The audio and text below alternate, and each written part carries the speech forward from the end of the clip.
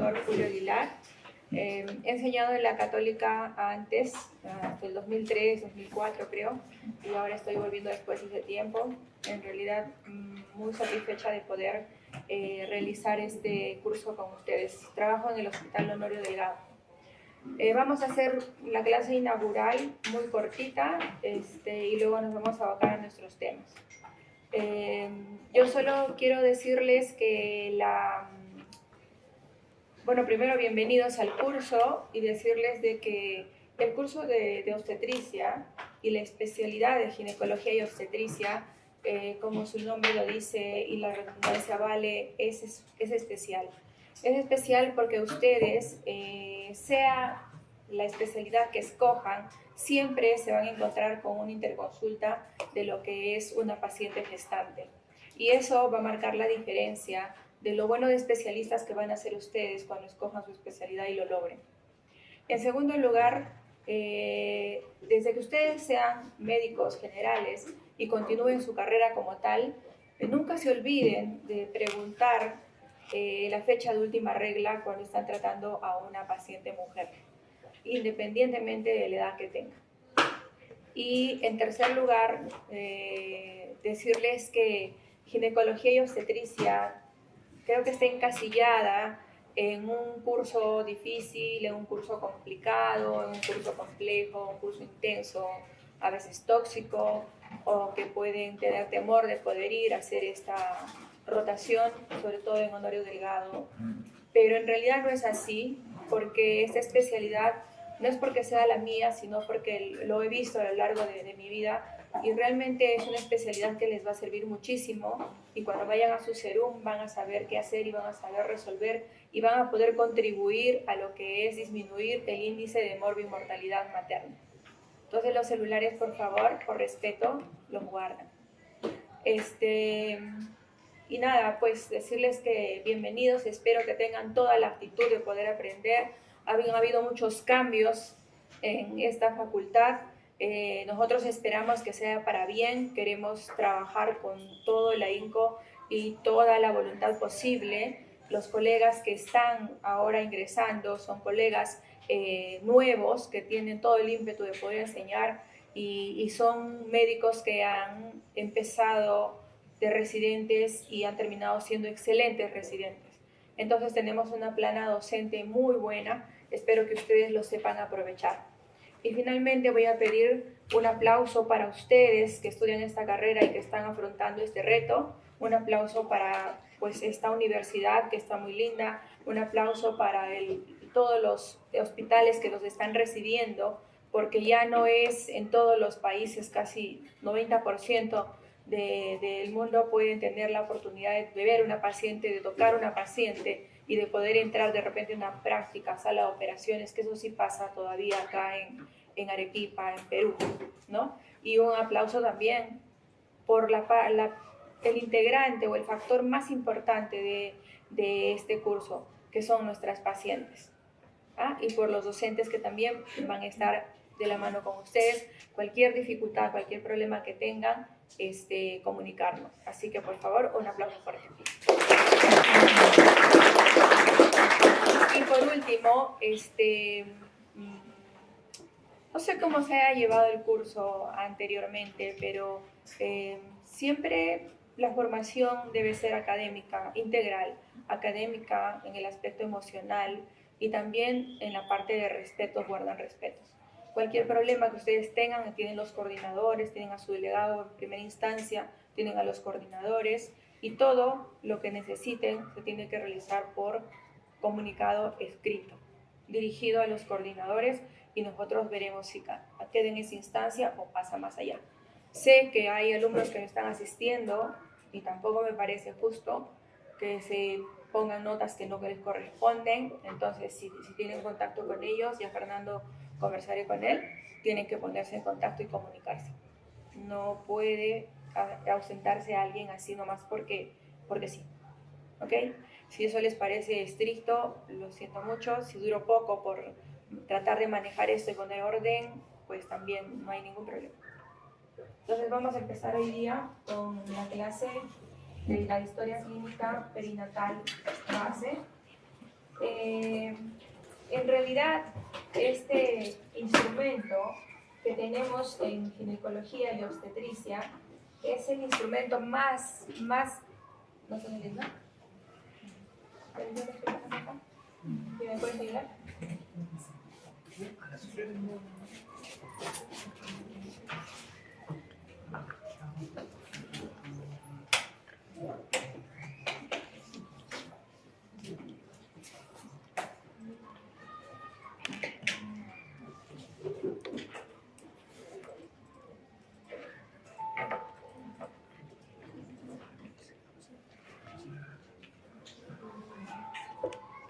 Bueno, en mi clase magistral que di cuando hice el concurso salía todo bien.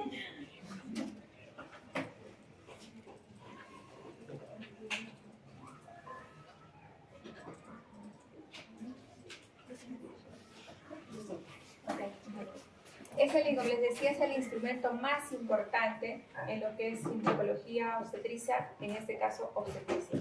¿Por qué? Porque esta historia es el resumen de todo lo que podemos saber y conocer de la paciente para tomar decisiones importantes y sobre todo decisiones oportunas. Sobre todo en obstetricia es donde tenemos que tomar decisiones oportunas y a tiempo. Por eso esta historia ha sido elaborada con la finalidad de que todos estemos de manera estandarizada trabajando y atendiendo a las pacientes para tomar también decisiones similares. La historia clínica perinatal base tiene 4 partes. La primera, como en todo, primero la filiación. No podemos empezar a trabajar con una paciente si no conocemos por lo menos su nombre. En esta historia, vamos a ver más adelante, tiene todos los datos que necesitamos saber sobre ella y vamos a ir hablando por qué es importante cada uno de ellos. La segunda parte está representada por los registros de los controles prenatales, porque el carnet de control perinatal es diferente a la historia clínica base. El carnet de control perinatal es lo que ustedes siempre van a ver. Esta historia se llena cuando la paciente llega a una institución de salud. Entonces, hay una parte donde se encarga de verse controles prenatales. Ya desde ahí tenemos un factor de riesgo. Una paciente sin controles prenatales es una paciente A. ¿Por qué? Porque esa paciente no sabemos cómo ha ido en todo su embarazo y qué sorpresas nos traerá cuando tenga un parto, cuando tenga un aborto o cuando tenga una cesárea. Por ejemplo, tenemos una paciente que tiene los antecedentes de haber tenido abortos provocados, digamos 2, y va a tener su parto. En esta paciente no lo sabemos, a veces no nos cuenta, pero viene expulsivo, la atendemos y se queda la placenta. ¿Y qué resulta? Retención total de placenta y final, el peor desenlace, una histerectomía. Entonces, si eso sabemos antes, nosotros vamos a tomar las precauciones necesarias para que no nos suceda. La tercera parte se refiere a lo que es parto, aborto, recién nacido, puerperio. El parto es un proceso muy dinámico, es un proceso donde la paciente va a estar controlada estrictamente, pero con todos los datos que podemos tener con ella, examinando su pelvis y evaluando al feto, con ecografía que tenemos ahora, monitoreo fetal, todos los estudios de bienestar fetal que ustedes van a ver en la práctica, y una buena evaluación entra en trabajo de parto y muchas de ellas terminan en un exitoso trabajo de parto con todos sus periodos sin problemas. Pero el detalle está en pacientes que no van a ir de esta manera y de alguna forma puede pasar. Un feto normal, con un peso normal, ¿qué pasa? No rota la cabecita, se queda en occipito ilíaca derecha posterior persistente y no va a avanzar. Por más que sea el feto de un peso promedio, no va a avanzar. Entonces, por eso el parto es un proceso dinámico e impredecible. El aborto es un evento que puede darse en muchas pacientes.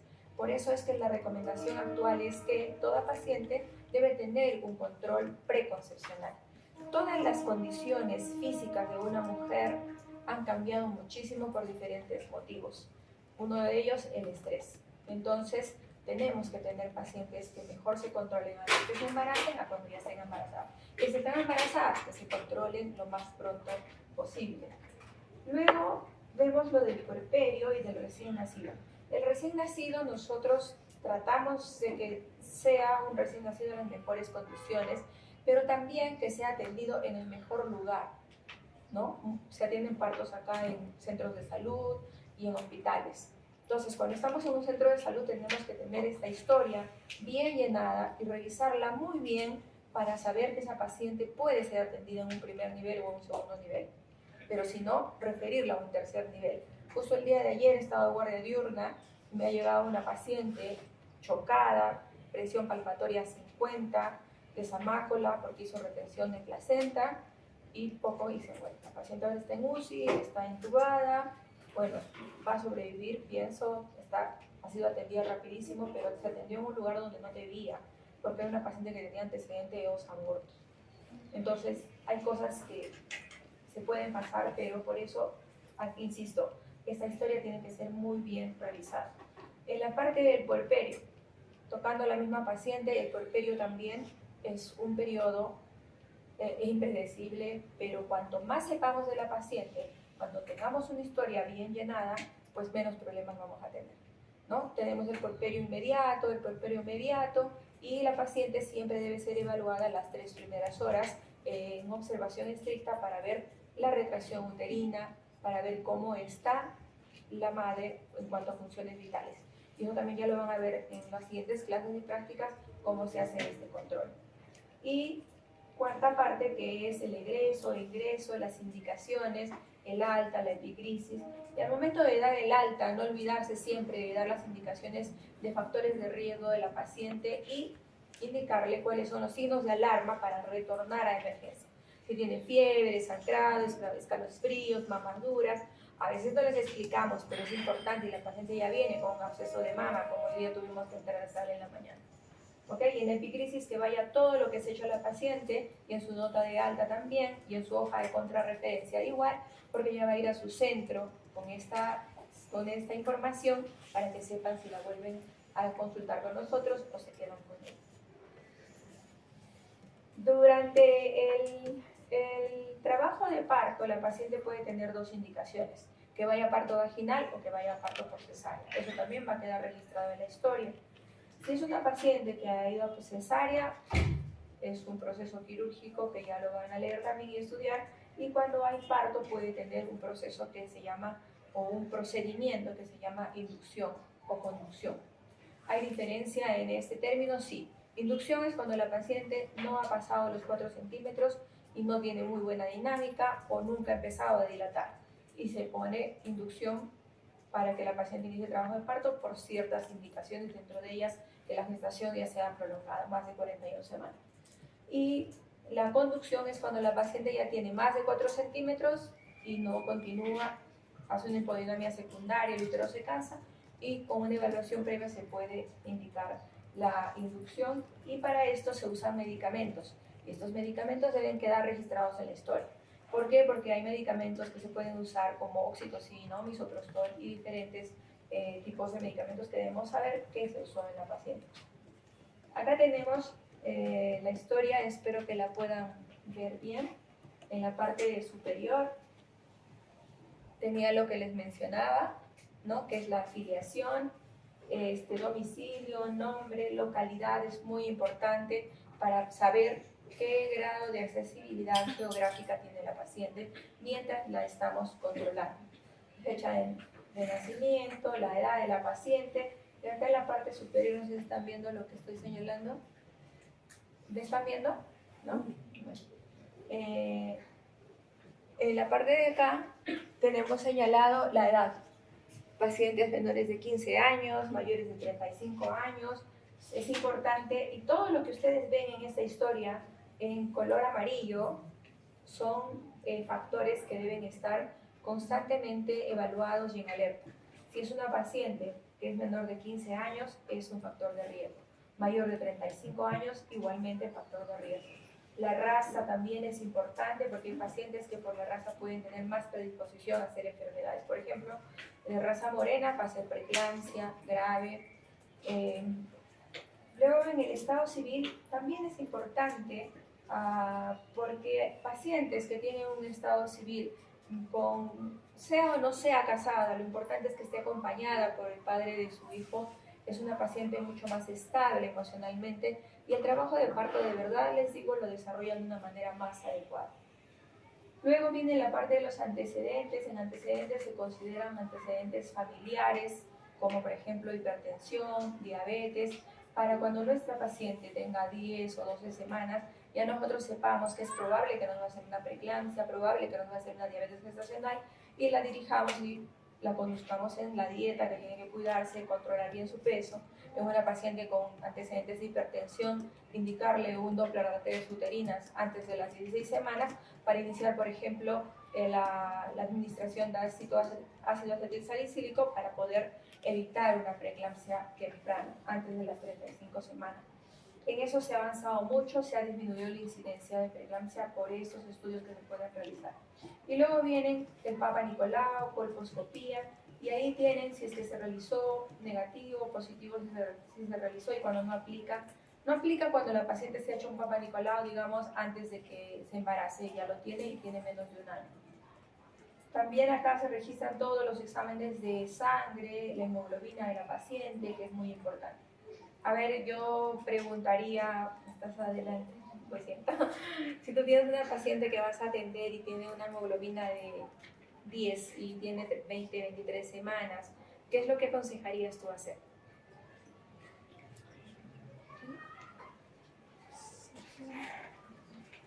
Mientras vas pensando, les quiero decir a todos que en la parte práctica, en la parte teórica, no tengan ningún problema de contestar.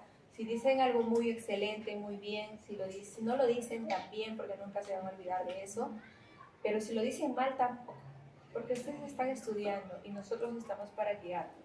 Así que lo que digas está bien. ¿Qué le indicarías a la paciente? Digamos, hacen una posta.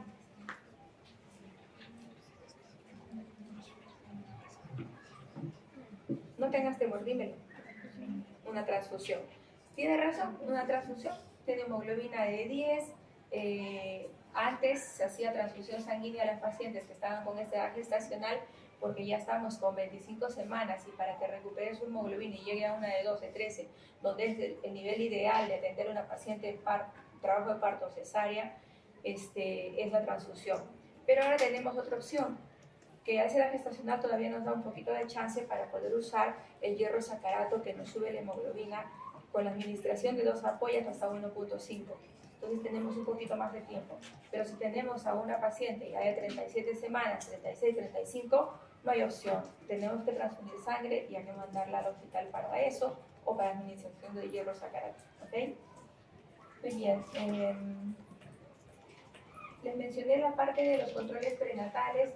La paciente debe tener como mínimo 6 controles prenatales, idealmente 9, y si tiene más, excelente. Y en los controles prenatales ya vamos a ver más adelante qué es lo que tiene que registrarse. En la parte de aborto y parto también no vamos a redundar mucho en esto porque ya cuando hagan en la práctica van a ver que tienen que detallarse muchos datos, fecha de ingreso, o días de hospitalización, cuánto tiempo de embarazo tenía y todo. Y esto es importante, por ejemplo, tiempo de embarazo en que perdió a su bebé. Si ha perdido 2, 3 bebés teniendo 12, 18 semanas, 16, quiere decir que esta paciente tiene otro problema, no de problema de sustento hormonal, sino un problema mecánico, que es la incompetencia rítmico-cervical. Y así se van sacando conclusiones de esta historia. Enseguida viene la parte de la atención del recién nacido. El recién nacido ahora ya es atendido por quienes corresponde, que es el neonatólogo y la enfermera. Eso ha disminuido muchísimo el índice de muerte y mortalidad perinatal, porque antes, ¿qué pasaba? Nace un niño deprimido, lo puedes recuperar, pero antes no, porque no había atención. Y si nace un niño con un hogar muy bajo, con una buena atención, se puede recuperar, ¿no? Entonces, ahora la atención de los recién nacidos está muy, muy adecuada y el pronóstico también es mucho mejor. Y viene luego más adelante el egreso del recién nacido y otros datos para cuando la paciente venga al control sepamos qué es lo que ha sucedido. Por ejemplo, si tenemos en la parte del registro de la historia, la paciente al control del porperio a los 7 días va a venir sola. Entonces le vamos a preguntar probablemente cómo está y todo lo demás, pero ya antes en la historia estamos viendo que registran ahí que el recién nacido falleció o fue óbito. Y entonces la vemos a la señora con las mamas muy tensas, y viene por dolor, y viene por fiebre, entonces ya sabemos qué es lo que tiene, ¿no es cierto? ¿Qué pensarías que tiene?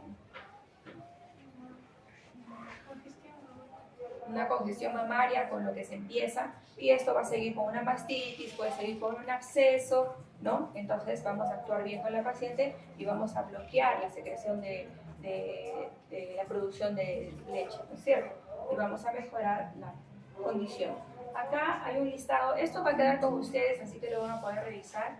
Va a quedar un listado con los códigos de todos los problemas que una paciente puede tener, y en la otra página podemos ver que tienen todos los aros más frecuentes que puede presentar una paciente. Y acá está un poquito más clarito, este es el carnet de control perinatal que les había comentado, que es un resumen de la historia clínica basal. ¿Y por qué es importante la historia clínica? Ya les había dicho antes, pero se los vuelvo a repetir, es fortalecer los procesos de gestión local. O sea, quiere decir la atención que se da en un país, en una ciudad. ¿Para qué? Para brindar una mejor atención a las pacientes, y, dicho sea de paso, el mayor problema de salud en el país y en el mundo son los problemas de muerte materna, mortalidad materna y perinatal. El encabezado de la historia acá ya lo vimos también, historia clínica con nombre, DNI, dirección, localidad, departamento, distrito, su teléfono, su correo, en qué provincia está, etc. Pero yo quiero resaltar acá, como les dije antes, que los cuadros o los redonditos que están en amarillo tienen una connotación de alerta. Y los recuadros que están en rojo son puntos que deben tener un seguimiento continuo. Por ejemplo, acá tenemos aborto habitual y recurrente, cardiopatía, eclampsia, ¿no? Una paciente con hipertensión arterial crónica, una que ha tenido hemorragia postparto. ¿Por qué? Porque si ha tenido una paciente el antecedente, porque acá dice antecedente, la paciente tiene un antecedente de hemorragia postparto, en un siguiente embarazo lo más probable es que lo haga. Entonces tenemos que estar preparados. ¿Qué hacer, por ejemplo? Pedir sangre y que ella tenga sus depósitos en sangre, incluso compatibilizados antes de su cesárea o antes de su parto. Acá, en esta parte donde dicen gestas, abortos, partos vaginales, nacidos vivos, quiero quedar un ratito en esta parte porque es donde he visto que la mayoría de médicos generales fallan en esa información, incluso profesionales de la salud que no son médicos. Entonces, a ver tú por favor, que estás sin saco. Ajá. Si tú tienes una paciente que ahora la estás atendiendo y te dice que tiene 2 hijos, un aborto y está embarazada y te viene el trabajo de parto, ¿cómo es que tú registras los datos en los recuadros? Por ejemplo, yo les aconsejo que esta parte empiecen por la parte del final. En donde dice nacidos vivos, ¿cuántos le pondrías? Sí, 2. En partos vaginales, cesáreas. Son vaginales. 2. En partos, ¿cuánto le pondrías? Tuvo un aborto. No, pero estamos en parto. 2. En aborto, 1. ¿Y en gestas? ¿Ah? 4. ¿Te pondrías 4? Ha tenido 2 abortos. ¿Ya? Y ahora está embarazada. 4. ¿Qué le pondrías? ¿Cómo te llamas? ¿Atrás? ¿Tú? ¿Qué le pondrías? 4. Okay. Al final la señorita que está cerca de la ventana, cabello rojo, ¿cuánto le pondrías en número de gestas?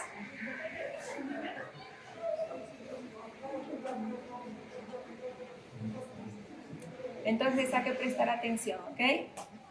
Las clases Probablemente van a venir muchos, pocos, no lo sé. Pero las clases, yo soy exalumna de esta universidad. Las clases son importantes porque acá incluso se dicen muchas preguntas. Porque lo que nosotros venimos a hacer acá es a redundar y a resaltar lo importante. Porque ¿por qué les voy a decir lo que ya leyeron en su libro lo van a leer? No tiene caso. Por último, ¿qué le pondrías? Los dos últimos libros que tiene la No, persona. solo gestas para ir avanzando. Pero pues, los dos últimos libros son de un solo embarazo o separados. No hay gemelar, no hay ningún otro antecedente. Cuatro. Ya, muy bien. Justo todos han cometido el error que se comete usualmente. ¿Por qué? ¿Qué dice? Algo que no deben olvidar. Leer lo que van a llenar. Dice antecedentes obstétricos. Antecedentes.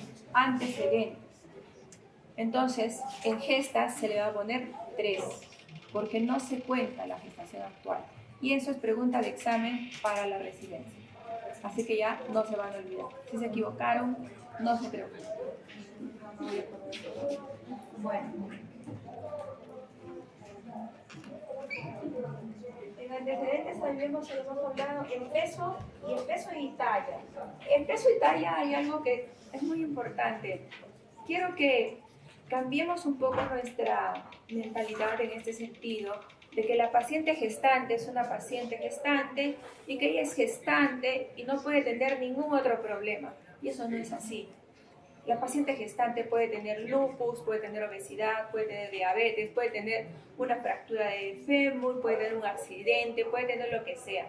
El problema que yo he visto con los años de experiencia que tengo, que son muchos en realidad, desde el 2006 que salí de especialista, es que siempre van y piensan, incluso los residentes, se quedan con la idea así. Es gestante, es obstétrica y eso. No le ven el cuello y está con un bozo tremendo. Está con una crisis tirotoxicósica y el diagnóstico ni le insinúa. Entonces, una paciente gestante es una paciente como cualquier otra paciente, a quien le tienen que mirar desde la puntita del cabello hasta la puntita de los pies. Y con una sola admisión, ustedes ni siquiera a veces tienen que examinar y hacer el diagnóstico y luego redundar en lo que les parece anormal. Es un consejo que les doy. Entonces, en la parte de talla y peso habitual, quiero hablar sobre este tema porque la primera causa de cesárea ahora es la macrosomía. Es más, justo hoy día hemos entrado con los compañeros de ustedes que están rotando conmigo, hemos entrado a sala de operaciones y hemos tenido 2 cesáreas y de las 2 cesáreas los fetos han salido con 4,201 y el otro con 4 y más. Las pacientes obesas. Una de ellas es adolescente de 17 años, pero sí estaba subidita de peso. Entonces, lo que hay que hacer es recibir a la paciente en su primer control y sacarle su índice de masa corporal. Si ven que ya está en sobrepeso, hay que ajustar con las consejerías sobre nutrición. No las dejemos a que vayan a su suerte y lleguen al final con diabetes, con acantosis, resistencia a la insulina. Entonces, es importante, cada punto de esta historia es muy importante. Entonces, hay que darle la importancia de vida y contribuyan con eso. Si ven una paciente gestante así, mándela a la nutricionista o ustedes denles un consejo de cómo debe alimentarse y controlar el peso.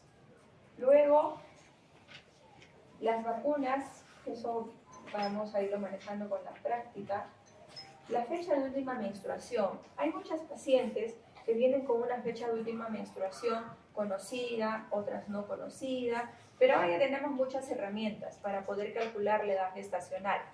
Y también la historia nos marca ahí, poner si está segura o no está segura de la fecha de última menstruación. Miren, dice duda sí, duda no. Entonces, si es una paciente con una fecha de última regla dudosa, nos echamos al manual de ecografía. ¿Cuál ecografía es la que nos sirve para poder hacer un diagnóstico más aproximado al que realmente tiene? Es la ecografía del primer trimestre, no lo olviden, porque su rango de variación es más o menos una semana, ¿ya? Y porque la medida del feto es longitud cefalonalga. Cuando ya medimos otras medidas biométricas como perímetro cefálico, abdominal, fémur, eso ya va variando porque ya va entrando la parte genética, ¿no? Pero menos de 12 semanas es excelente para calcular su edad gestacional. Y eso se van a encontrar cada rato, ¿no? Porque muchas pacientes esconden su embarazo, pero gracias a Dios ahora sí tienen sus ecografías. Y es importante eso para luego sacar la fecha probable de parto y no vaya a ser que se nos haga un parto prolongado, como ha sucedido, y hacen óbito fetal.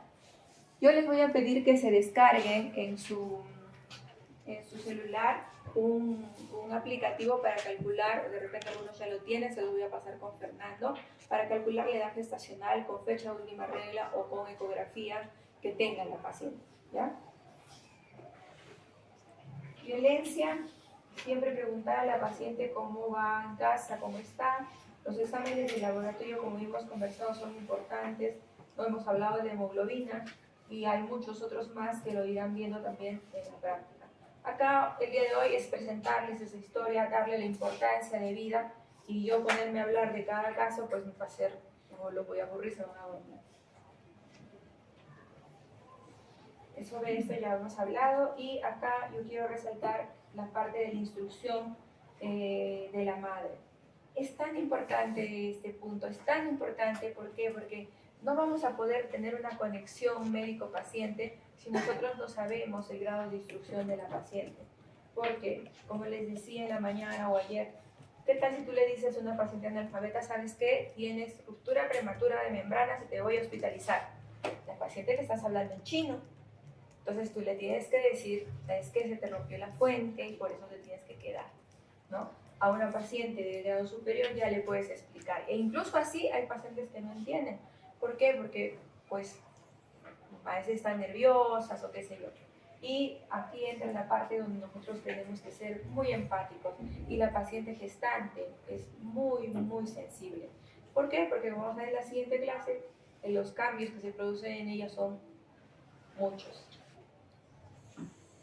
En la parte de, ya lo resalté,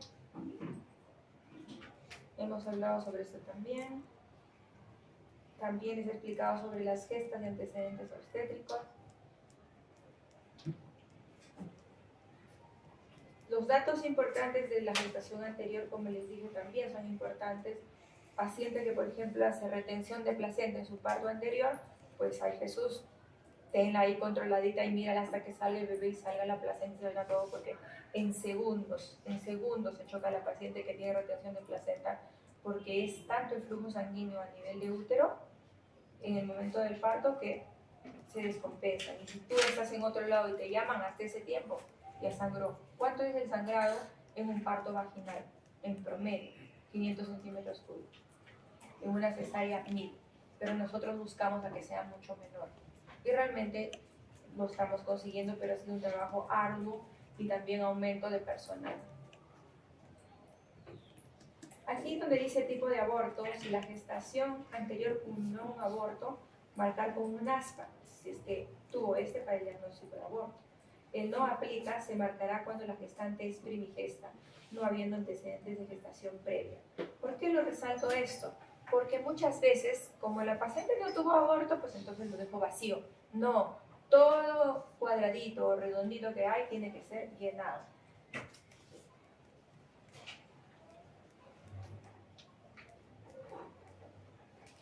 Esto de las pacientes captadas o no captadas o referidas por un agente comunitario, quizás acá en nuestra ciudad no lo van a ver mucho, pero sí cuando yo, por ejemplo, hice mi serum, muchas pacientes eran captadas, estoy hablando del 99, donde se trabajaban con radares y en centros de salud y con bastantes enfermeras, obstetrices, que buscaban a las pacientes y las captaban porque muchas no iban al hospital. El 50% de partos eran en domicilio y el 50% en un centro de salud, y eso era bastante peligroso porque había mucha mortalidad materna por las complicaciones posteriores justo del puerperio, ¿no? Aquí, por ejemplo, hay un antecedente que es el embarazo múltiple. El embarazo múltiple en este tiempo ha aumentado mucho por esta parte de la fecundación in vitro, y realmente que el embarazo múltiple es una condición bien difícil de gestación. La paciente tiene que tener un control muy, muy importante, y el embarazo que múltiple también, dependiendo de sus características, va a traer una u otras complicaciones. Por eso esta paciente tiene que ser referida apenas se haga el diagnóstico de embarazo múltiple. Nunca controlen una paciente de embarazo múltiple en un centro posta de salud o en un lugar alejado.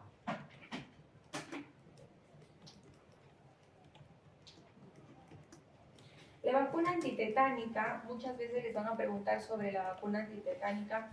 Esta puede ser colocada a la paciente en los últimos 10 años y ya está protegida. Pero también se puede colocar durante el embarazo, ¿no? El tiempo que recomienda, ¿no? El MINSA, la OPS o la OMS es entre la primera dosis 28 semanas y la segunda las 32, ¿ya? Cuando ven en un carnet que no tiene sus vacunas, hay que incentivarla a que vaya a cumplir con este requisito. Otro factor importante que tenemos que ver, y en el carnet de control perinatal está, es el factor RH. Cuando la paciente tiene un aborto, sobre todo, porque en un embarazo todavía la paciente la puedes controlar, puedes pedirle su CUMS indirecto, ver cómo está, etc. Pero una paciente con un aborto no se te debe pasar. ¿Por qué? Porque esa paciente que tiene un aborto y es RH negativa y le haces el curetaje y le das de alta, ¿qué va a pasar en el siguiente embarazo? Hemólisis. Bueno, si es RH negativo, podría haber, bueno, ya la paciente estaría sensibilizada y causaría una anemia fetal.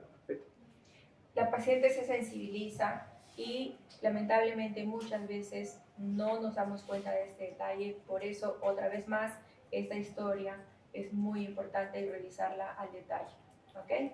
Y es un problema, ¿por qué? Porque la paciente va a tener la posibilidad, ya menos ahora por todo lo que ha avanzado en la ciencia, pero sí de rechazar el siguiente producto y nunca tener un hijo.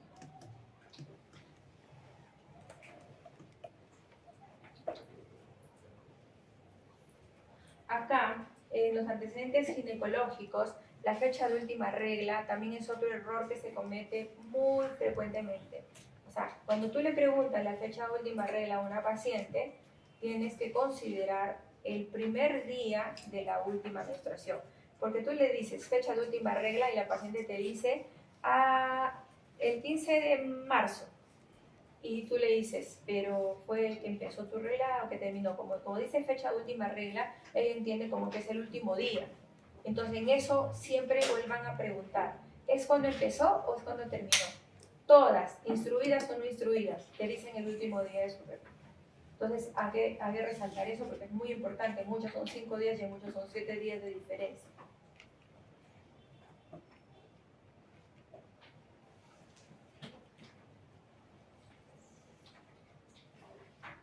En cuanto a los exámenes, hay exámenes que van a tener que pedirse y otros que van a poderse no aplicar. Por ejemplo, el de TORCH. Si es una paciente que tiene antecedentes de hijos normales, que en la ecografía está normal, no tiene ningún problema, no ha tenido pérdidas frecuentes, entonces este examen no se realiza porque es bastante caro y no es un examen que se hace como tamizaje, es un examen que se hace cuando se requiere. Entonces, cuando no necesita, se pone no aplica, y cuando necesita, pues o la tratas si es especialista o la mandas al especialista para que vea si es conveniente o no realizarlo. En los controles prenatales ya van a ver en la parte práctica, pues se consigna fecha, edad, peso, temperatura, presión, pulso. Y de todos estos indicadores que tenemos que controlar día a día, y como dije son 9 controles prenatales, lo importantísimo que es, a ver, quien está con polo rojo por allá, pegado a la pared, ¿tú qué considerarías importante de este carnet de control prenatal en la parte de controles prenatales?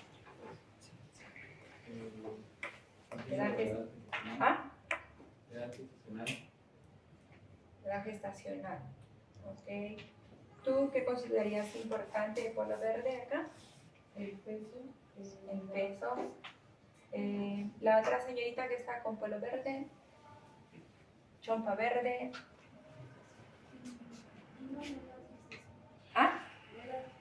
Edad gestacional. Ya. ¿Alguien que me quiera decir otra cosa diferente? Presión arterial. Ya. Yo les voy a decir que todo es importante. Todo es importante. Porque imagínate que si lo dices, importante, a ver, recibo a la paciente en 38 semanas, trato de parto, presión arterial 110/70. Ah, se está perfecta la paciente. Tiene altura uterina de 28, pero tiene 38 semanas, pero la presión está normal.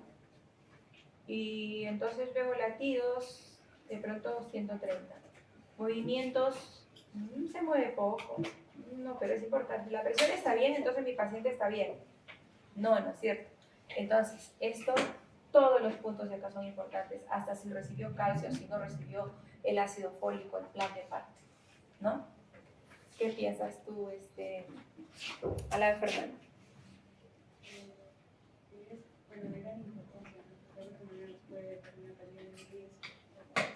Claro. ¿Por qué? Siempre una persona no solamente es importante su cabeza o una sola parte de su cuerpo. La historia clínica, que es el reflejo de la paciente, es la historia, es su diario de la paciente, es importante todo, todo, hasta cuando dice próxima cita o formato CIS. Porque si no tiene formato CIS, si no tiene CIS, no la vamos a poder atender. Y si no tiene su próxima cita, no va a saber la paciente cuándo venir. ¿No es cierto? Entonces todo lo que es acá es importante. ¿Ya? Y otra cosa en el control prenatal, es importante la consejería de planificación familiar en nuestro país. Empezar desde que se embarazó. ¿Cuántos hijos vas a tener? ¿Cuántos hijos piensas tener? Cuando está a la mitad del embarazo, igual. Y cuando está 10 días antes de dar a luz, vaginal o cesárea, no te quieres ligar. Si tiene más de 28 años y tiene 2 o 3 hijos, pues conversarle. ¿Por qué? Porque una ligadura de trompas, ustedes creen que se puede realizar cuando viene la paciente en trabajo de parto, cesárea, y dice, me quiero ligar, ¿no? Entonces, ¿tú la ligarías, la señorita de blanco?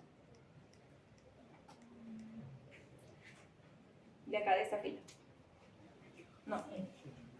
Blanco con lentes, botella de Socosani, creo que es. Perdónenme, no sé sus nombres, así que por lo pronto trabajamos así.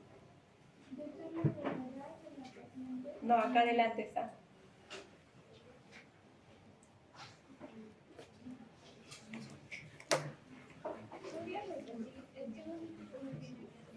¿Tú la ligarías a la paciente cuando viene en trabajo de parto y de pronto la ligarías?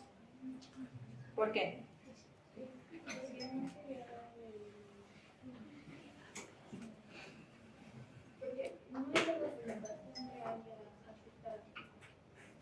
Está bien, no se liga porque la paciente no ha hecho un proceso de aceptación previa. La ley dice que debe tener 3 días de anticipación la última firma. Si es antes, mejor. Pero la segunda firma tiene que ser hasta 72 horas antes de operarla. A veces nos llegan pacientes con 5 o 6 hijos y resulta que quiere ligarse, pero muy tarde. Lo dijo muy tarde. Y le digo, ¿pero por qué recién nos dices? Que nadie me preguntó. Entonces, en eso también trabajemos, ¿ok? No me avisas, por favor, si es que estoy bien en mi hora o me estoy pasando para la segunda clase. No, está bien, doctor. ¿Está bien? Ok. Sí, todo está perfecto. Y esta curva es súper importante. La curva del incremento de peso materno y la curva de altura uterina, ¿no? Y otra vez más, justo ayer tuvimos suerte, pues llegó la paciente que les refería, que tenía 26 semanas por ecografía, pero tenía 29 por regla y por ecografía, óbito fetal, no había latidos, y la mamá estaba desnutrida. Su curva de incremento de peso estaba pésima y nunca la mandaron al hospital. Con respecto a la altura uterina, igual, la altura uterina estaba por debajo. Percentil 10, percentil 90. Toda altura uterina tiene que mantenerse. Ahora, si tienes una paciente con altura uterina que va para acá, está bien siempre y cuando todo lo demás esté bien. Porque lo importante de estas curvas no es tanto que la paciente esté dentro exactamente o esté acá a la mitad. Lo importante es que la curva se mantenga. Fernanda, ya los hemos hablado. Todas las patologías maternas deben estar registradas en la historia, porque luego cuando vaya a regresar a su control o cuando vaya a regresar por otro embarazo, ya ustedes van a saber qué patologías tuvo la paciente. Y hay una cosa que me dirán, la paciente regresa pero va a decir que tuvo esto, que tuvo aquello. No, las pacientes a veces se van sin entender bien qué es lo que tuvieron. Pacientes que se les hizo histerectomía por una hipotonía, por una atonía uterina, regresan y no saben que no tienen el útero. Les han explicado, pero ¿por qué no lo entienden? Porque han estado en un estado de shock, de hipoxia. Entonces, por eso que nos sirve esta historia, y a la paciente muchas veces le tenemos que explicar cuando la paciente ya tiene 4 o 5 meses su bebé.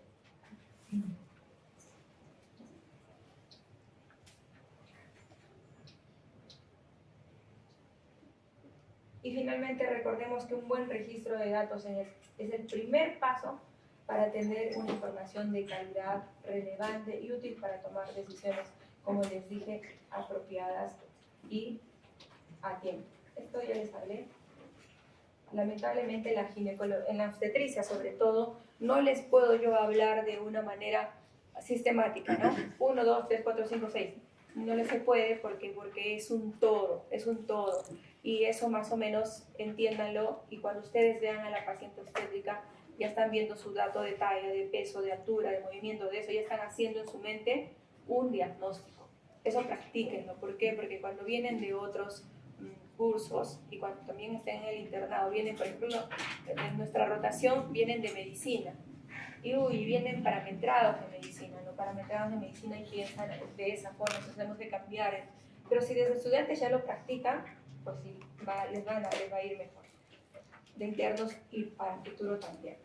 Y acá justo les muestro una fotito de un bebé, que es nuestro objetivo supremo para nosotros. Traer un bebé sano, con un llanto vigoroso, fuerte, que nos emociona hasta las lágrimas, porque es el único momento de la vida del ser humano donde otro ser humano se alegra de lo fuerte que llora un ser humano que está naciendo.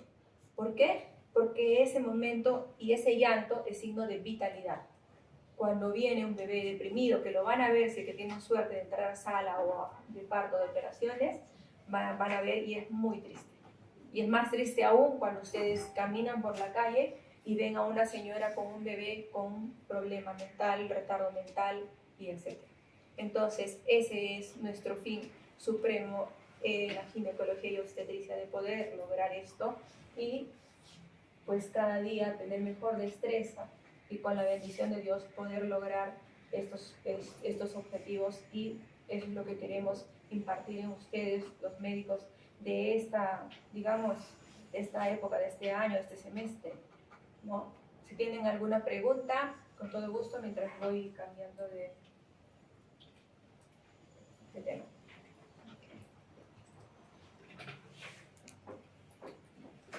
Pregunten, por lo menos.